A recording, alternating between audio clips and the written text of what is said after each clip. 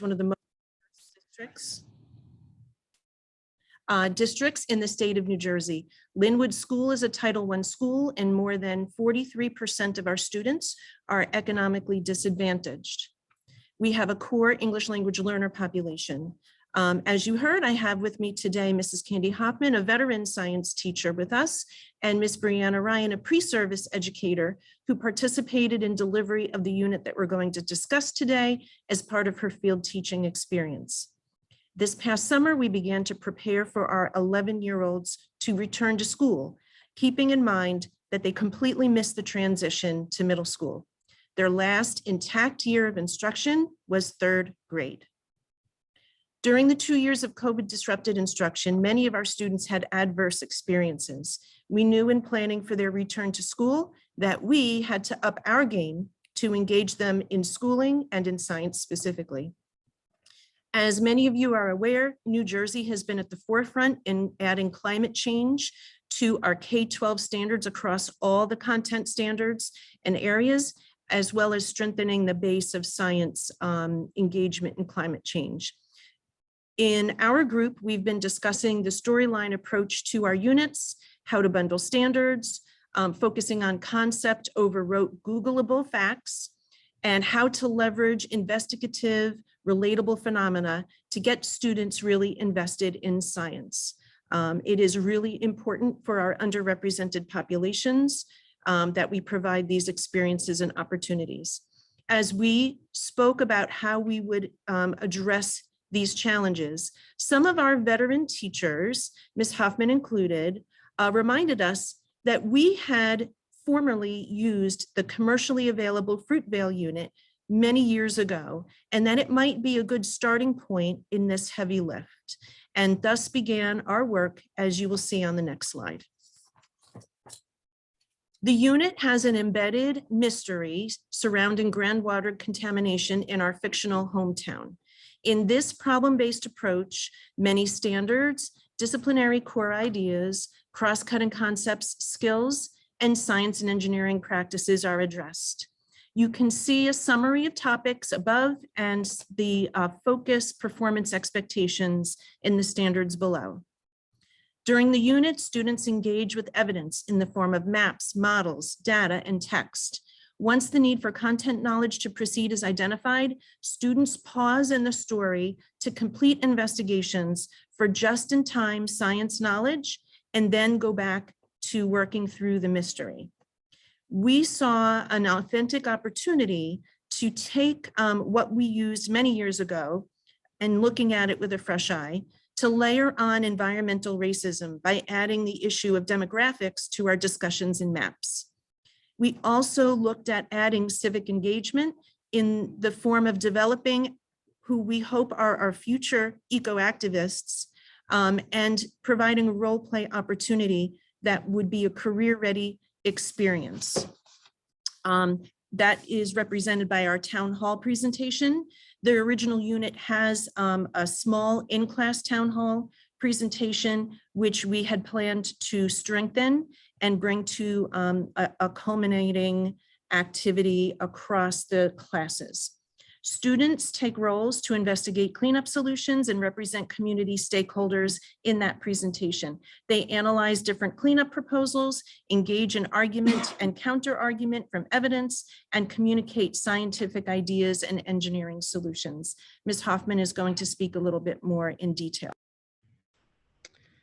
Using the resources that link learning the water cycle to how water flows through the ground, we present a mystery for the students to solve. They learn about where water goes once it reaches the surface. Then they learn about different types of maps, street maps, topographic maps, and geologic cross-section maps. Using the clues from the story, they begin to link evidence through applying newfound knowledge with developing scientific reasoning together. Students identify the areas that they would like to test wells in different areas of the city to locate the polluted one. They learn about how to create a plume and draw the area of contamination. Through this unit, students were actively engaged using teamwork and problem solving to learn about the water cycle. the movement of water through aquifers and aquatards, contamination plumes created by point source versus non-point source pollution, and dilution and concentration and civic engagement through role-playing a community meeting to discuss analysis and the choice of a cleanup plan for the town. So here on the slides, you can see the provided resources as well as the teacher developed organizers to help scaffold student engagement in this rigorous content.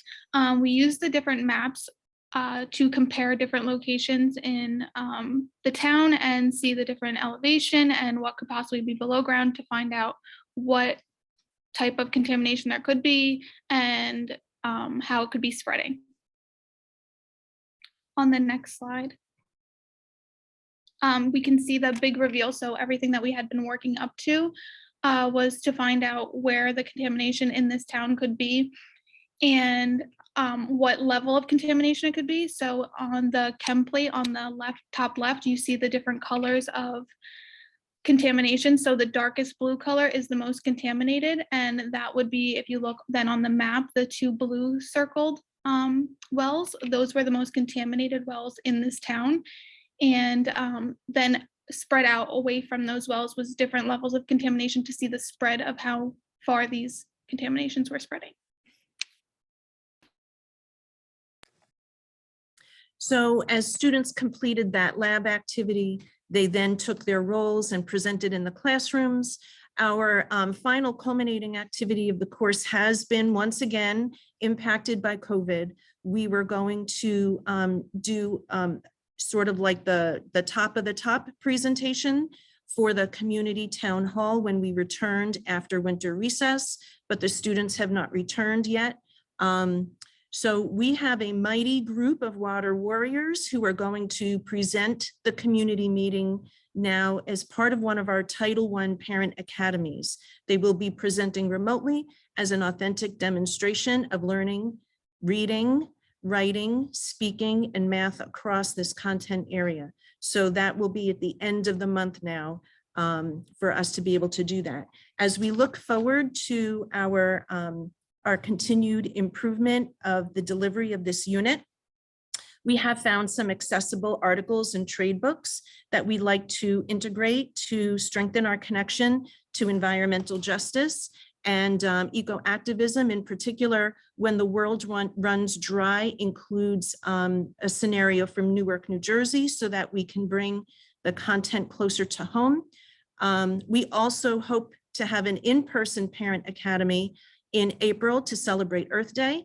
And you can see some of the topographic kits that we hope to engage students and parents in who come to our meeting so that they can see what's involved in this map making. We also look to engage local regulators and monitors of our water in some of our events. And we always welcome feedback from other subject matter experts such as yourselves. We are keenly aware of our responsibility to equip our students for their futures and look forward to your expert feedback to improve our unit implementation. Thank you so much. Thank you.